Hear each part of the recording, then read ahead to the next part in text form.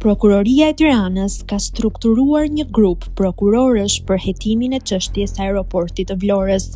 Hetimi është regjistruar për 3 individ: biznesmenin Behgjet Pacolli me të vëllain Emin Pacolli, si dhe shtetasin Nelson Çela, administratori i kompanisë MAM në Zvicër.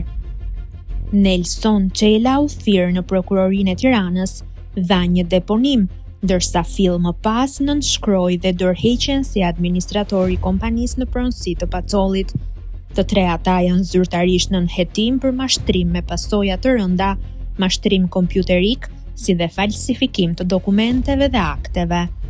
Procedimi penal kundër zotit Pacolli dhe 2 të tjerëve mban numrin 6406 dhe ka nisur në shtator, pasi një kallëzues me vlerë u vu në lëvizje nga Shërbimet Inteligjente Partnere, një antar i strukturës hetimore, besohet se ka marrë lejen nga FBI.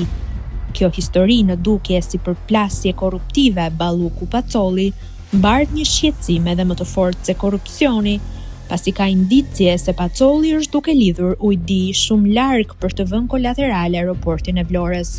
Veprimet e tij kanë lënë gjurmë pranë Astanas, Kazakistan. Shkrimin e plot mund ta lexoni te Gazeta Dita.